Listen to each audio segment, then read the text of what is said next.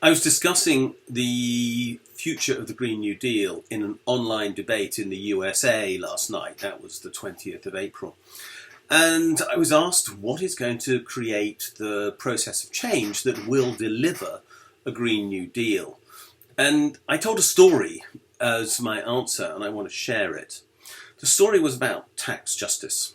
And I related that in 2009, John Christensen, then the director of the Tax Justice Network, now its chair, and I, then its research director, were at the World Bank in Washington, D.C., talking about tax justice issues around tax havens and all the things that are now so familiar.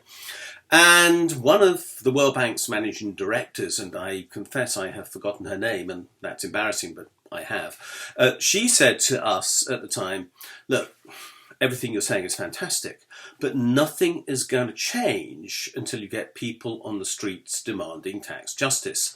And I've got to be honest, I thought at the time, well, how the heck is that going to happen? I couldn't see people campaigning with banners saying, what do we want? Tax justice. When do we want it? Now. And I was not despondent, but certainly worried that if that was the condition for change, we may not meet it.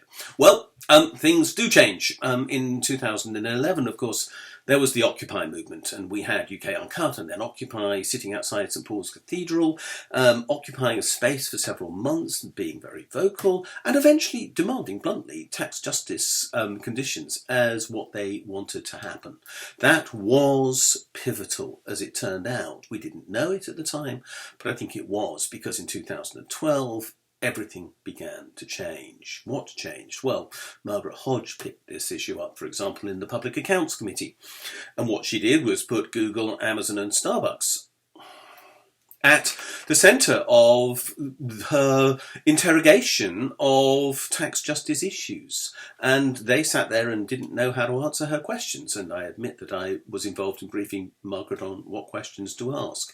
And they clearly, the interrogation they got had a massive impact.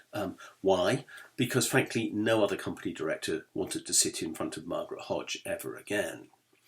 What was the consequence? In 2013, David Cameron said, enough. He was then going to be chair of the G8, and it was going to have a summit at Loch Earn in Northern Ireland in the summer of 2013, and he needed a cause. And he went to Davos in January 2013 and said, the cause is going to be tax justice, and the delivery mechanism is going to be country-by-country reporting, something that I had written 10 years beforehand. Now, why did I tell that story?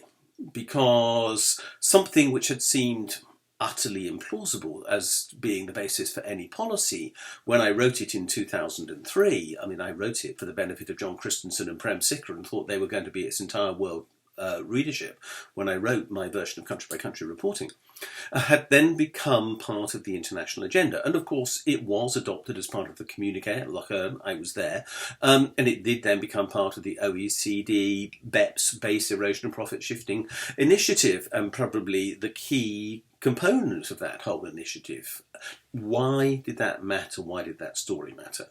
Because the thing that changed the whole scene was a few hundred, maybe 1,000 or so people who were willing to sit down outside St Paul's and take peaceful action to demand change. Where are we now? We're at a point where the world is in crisis. We're at a point where people are very frightened, quite reasonably frightened about their futures, where they do not think that we can go back to whatever we had before, where they can now identify that one of the things they want to change is very clearly the way we live. We are not sustainable, we are not resilient, we have not got built into our systems the capacity to deal with another crisis like this. And unlike the financial crisis of 2008, which was a financial crisis, this one is real, it's tangible, it's threatening, it's personal, and in its sense, it's a precursor for what is to come with the climate change crisis as well. People, I think, know that. So what will now create the environment in which we do a recovery which is not based upon going back to normal, which is what so many people in positions of power think is the desire. No, what we want now is a change which takes us forward, a change that takes us to a place where we will see positive progress towards that goal of a sustainable society, typified now by the words the Green New Deal. Now, a Green New Deal means that we are going to become net zero carbon. We are going to change our consumption, we're going to change our travel, we're going to change the way we live, but as a consequence, we will live. And the demand is that we change our institutions, our savings mechanisms, our financial mechanisms, the role of government and everything else. But that, I suggest, will only happen, and this is what I put to the audience last night, will only happen if people are willing to make peaceful protest, to make it clear that's what they want. Now, we have a peaceful protest movement that is demanding this. Extinction Rebellion has existed. It's worked. It has created an environment where change has been discussed in a way that was not possible before. My belief is that Extinction Rebellion are going to be critical to this process of change because they are the way in which ordinary people, I mean, we're all ordinary, but people who don't feel they have much power can take power in a very real way by simply saying, we do not agree with what you want. We want something better, we want something different, and we want it to be done.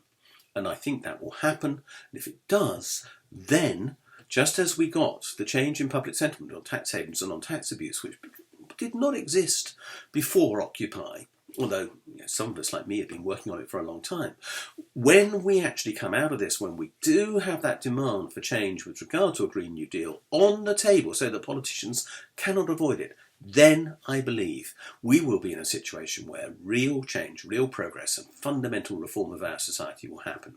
But people, and I'll be honest about this, people including me if necessary, will have to go and sit in the streets, on crossroads and protest and take the risk of doing so because our world demands this difference and I want to see it happen.